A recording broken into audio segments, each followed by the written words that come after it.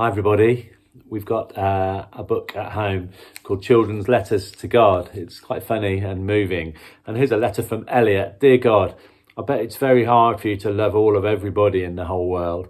There's only 4 people in our family and I can never do it.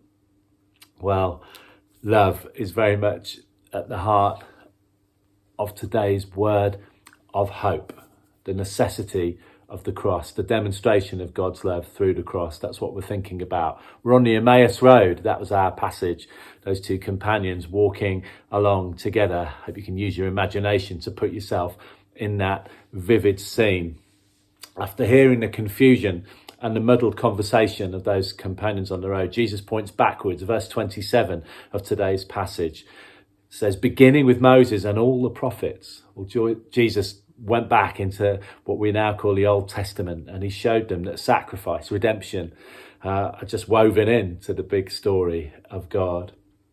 That first Passover, the exodus of God's people from Egypt. Then undoubtedly, I just think Jesus would have gone on into the book of Isaiah, where we read, of course, that we're like sheep that have strayed and gone astray, just lost, but Christ has found us. Why is the cross such a necessity? Because as Isaiah says, by his wounds we are healed. By the cross we are healed. I think there's 2 essential things achieved by the cross which make it a necessity. Jesus' death for us washes away the crushing weight of sin. Like a flood, it sweeps away the barrier that separates us from our God and Creator, and we're put right with him. And it's a necessity because somehow through it, death itself is defeated.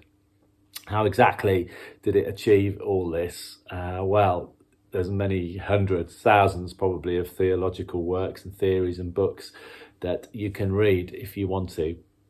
But how specifically it works is far less important to me than simply the fact that it does. God loves us.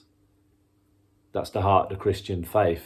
To kneel at the cross, to believe, to trust, to follow, to surrender, because God loves us and he showed it through the cross. At last year's carol service at CBC, we had a reading. It was a prose passage from the Christian writer Lucy Shaw called Crossing the Space, and I want to read that just as we close. There's always a gap between present reality and future potential. A gift unwrapped has never been truly received. An uncashed cheque cannot be spent. A bridge that spans a raging river is useless to us unless we begin to advance across it. The divide between earth and heaven, between us and God, is one that only Jesus Christ could reconnect. He is our link to life and eternity, a bridge to be stepped onto so that it bears our whole weight as we cross the space from one side to the other.